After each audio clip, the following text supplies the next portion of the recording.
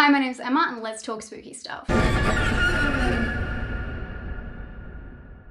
So it's been a while since I've had non-stop, and I am not over-exaggerating, non-stop requests about a VOD horror movie. Newly released sci-fi horror film The Platform has everyone talking. But does it live up to the hype? The Platform is set in the not too distant future where we meet two characters who have entered what we know as the Pit. The Pit is a tower-style prison-like experiment where each level holds a number, allowing them a place on the ranking. And like all socioeconomic groups, the lower you are, the less power and privilege you hold. Because the Platform is about a platform of food that descends from the first level all the way down to the bottom, allowing the ones at the top first dibs, and leaving those at the bottom starving, desperate, and willing to kill to survive. The film has a minimalistic feel. The rules and the setting are quite simple, but where the complication lies is the characters we meet along the way, and their unique backstories that allow them to react to the situation in their own way. If the setting for this film is sounding a little bit too familiar, it's probably because it reminds you of The Cube, which it is alleged that this film is inspired by.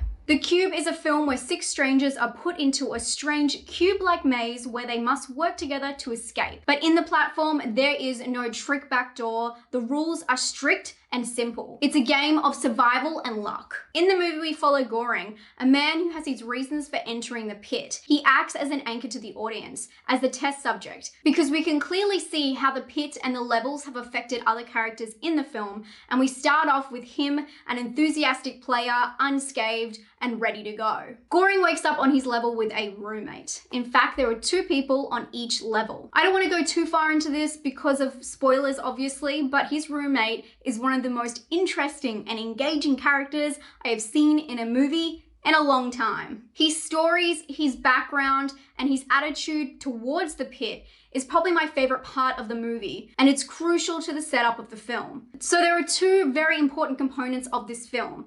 Number one being the meat. The meat of the story is a psychological battle between the different levels of the pit, better known as society, and conversations which provide literal examples of things that happen in between classes in the world we know now. And this hits particularly close to us right now in the world because The Platform can be seen as a way of panic hoarding. But the so-called bread of the film is the action, and let me tell you, this film delivers on gore. The gore and the violence in this film is so disturbing and so heart-wrenching because it's so tense, dire, and utterly avoidable. This film is tragic in so many ways. As I said before, the setting is prison-like, and the lower the level is, the more cold and gritty it appears. And because they are surviving on concrete slabs, it doesn't get much more bleak and dreary than this. But the coldness of the setting, mixed with the blood and gore, is something very interesting on its own.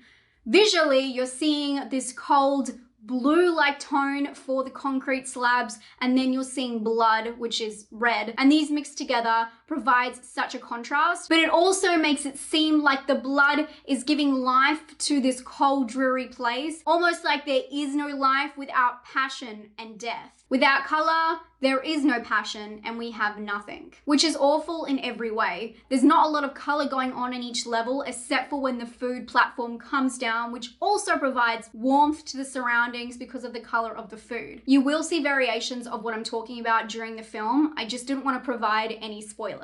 The grading and the lighting of the film provides a slight faded glow to the characters, which to me makes them feel slightly dreamlike, which I guess a lot of sci-fi films adopt to appear unworldly. But with the horrors inside of this film, it just made it seem like a bad dream, a nightmare. This is nightmare fuel, and it feels like a nightmare while you're watching it. The best thing about this simple yet haunting psychological film is what it says about our world, our status, our choices, and how it affects others. How quickly we forget others' struggles when we feel like we have suffered the most, even if we have been in their position. Really, who are we as society when we are forced into situations like this? True character emerges quickly when everything else is taken away. For me, this film really reflected one of my favorites, and I know one of your favorite cult classic horror movies, Martyrs. The journey with the main character and everything that they go through, all of the different stages. I don't want to give away too much, but it really mirrors some of the tentpoles of that film. I would say it's a mix between The Cube and Martyrs, and if that doesn't excite you, I can't help you. It also should be said how much this film is really suited to the current situation in the world. What we do for others right now affects how the whole tower survives. But unfortunately for us, the panna cotta is not the message. That wink was so corny, I'm sorry. This film is available in most countries on Netflix. Please check it out if you have the time. It is pretty disturbing, so just warning you, if you want happy, uplifting movies during this current time, I totally understand, and maybe just like skip this one for a while. Personal score, I'm gonna give it a 7 out of 10. Scare score, I'm gonna give it a 5 out of 10, and originality, I'm giving it an 8. I hope you guys enjoyed this video. I hope it was helpful. If you haven't subscribed, please do. I do 2 new videos every single week giving you horror suggestions, and I'll talk to you guys very soon. Stay spooky. Bye.